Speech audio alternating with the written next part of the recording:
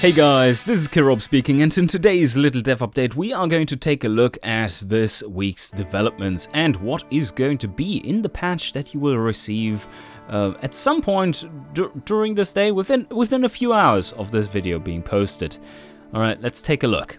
As an important side note, I am currently on the developer version of the full game, and that means that some things here are unlocked that of course you won't be seeing as unlocked in the demo. So fret not if you don't have that. That is supposed to be in the full game then. But anyway, let's look at some of the most important changes that are coming with this update, which is pretty beefy, by the way. We have analyzed all the feedback from the Steam Game Festival, and there was good feedback in there. Really great stuff to see that most people are indeed having the same issues that we do when playing the game.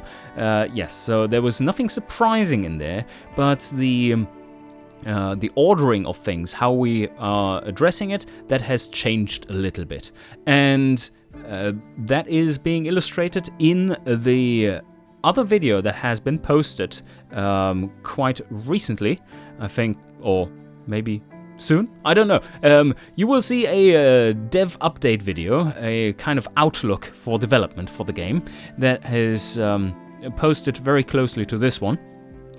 And that one talks about how we are going forward, what is going to be implemented, and so on. So now finally, let's take a look at the list of changes. For that, I'm just going to tease you to death. I'm just going to, let's generate a Girofrenia, and let's go into this first stage. There we go. There we have a mountain climb. Yes, excellent. And let's get started with our default riders, and just head in there. You can already see a little bit of a change there, and that is that there's now. Oh, that's a bigger change. Yes, right. You can now see who's in there, in the order that they are in. It's not the prettiest of things, but it's functional, and that will, of course, also be improved. But also, you spot here for the first mountain rating that there's actually the number of points being shown. And let's zoom over here, and you see that this is in fact a second category climb. It has 5 points up for grabs, and that is red, so it's the mountain jersey. And while people are passing it, and I'm going to show you that there, you will see who got those points as well. But not only that, one of the most requested features was that you wanted to have a way to look inside other groups, who's in there. And yes, that is a mightily important thing. So what we of course can do here is, well, first of all, let's just follow the peloton. And while moving, while it's just this situation, it's not difficult because you can just look down here and you see who's who, right? But as soon as groups splinter like that, or very soon, this is going to be the perfect showcase actually, we are going to see that there are plenty of groups. And now you are in a situation where you no longer can look, right? So that's not great. And now you of course have this little tooltip here, which really helps you see, even in reordering in this mode, where everyone is.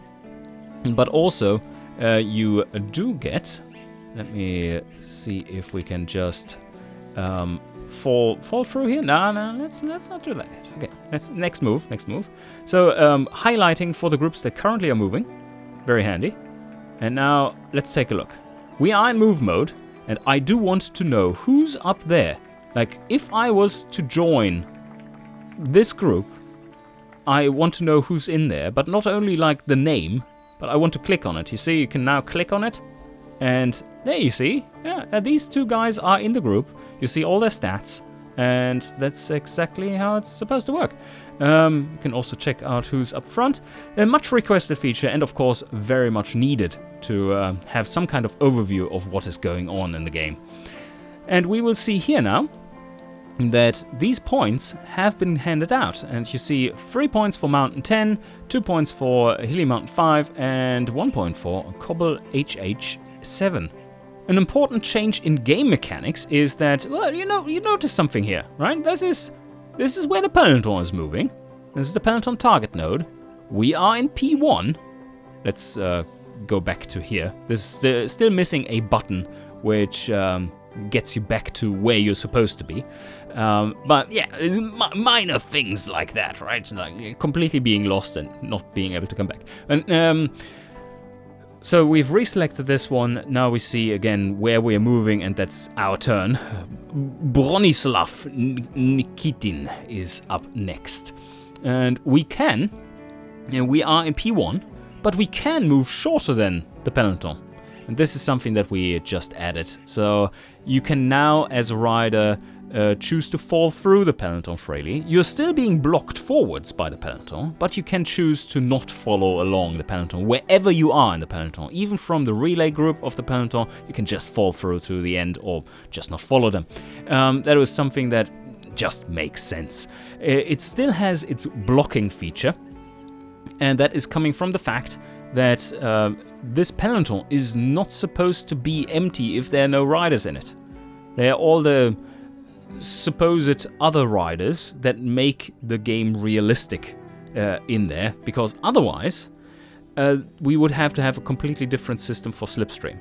And the board game-like way of making Slipstream work in this is relying on the fact that there is a constant set of benefits in the peloton that you can use. Even if you're the only rider in the peloton, it should then not have, like, the only rider that is tracked, rather. Not the only rider, because there's supposed to be 80 to 120 riders in there, in the peloton. But the tracked riders are the ones that we're actually following here. These are these riders, right? And the rest of the riders are in the peloton. But yes, if we are now following the peloton here with a few riders, you see that I can just move to here. And if I'm in P1, I can also move ahead of the peloton. So with the riders that I left in there, I'm now going to just say, okay, move to P2. And then you will see that it's still working the way it previously did, that it then blocks you. You have to move up through the peloton first. So I'm going to move you down, Bronislav, down to the peloton, and there we should see next turn that it is exactly as previously blocking you. So there we have the P1 move. We sign off on that, and then boom, yeah, you can't move past. Thou shalt not pass. One thing that I'm not able to show at the moment, but you will have to take my word for it, is that we have for the classics also tweaked the AI behavior a little. You might have seen that some of the helpers, or whoever turned into a helper, maybe you've seen some weird behavior where they were still having a decent amount of energy, like very low but still decent compared to the distance that was remaining, and then they chose to just like give up and not race anymore, even though they kind of had it. And that has been tweaked, so they're not in the classics. They're no longer switching over to rest mode, or what we called rest mode, and that will help quite a bit with how the finishing turns look, and make them a bit more realistic. A very general thing is that if you ever ran into a crash during the demo, you probably got a weird error log and you couldn't understand what's going on or where to send it or whatnot. And we now have implemented into this version a full automatic crash reporter that now not only is there but also works in that it actually sends the crashes that matter the most, and the small ones as well. Before it only sent the small ones that were not really that bad. But that will be very helpful. So if you run into a crash, there will be a dialog popping up. Let me see, I should be able to crash this one. Should I? No, probably not during the recording. But there's a dev command that just kills the game and sends an error report. Fatal error or something. But yeah, not needed here. We have tried that already. So it then comes up with a message box that just tells you, yay, the game crashed. No, not yay, but sorry, the game crashed. And it basically tracks the last 100-ish general steps you were taking in the game, and just sends them through. So, and with the actual error message, and that might help us to track down what was going on. It is anonymous, of course, so we don't know who sent it, but yeah, that's all we we take from it. That will be very helpful to see what the main issues are and what we can do about them.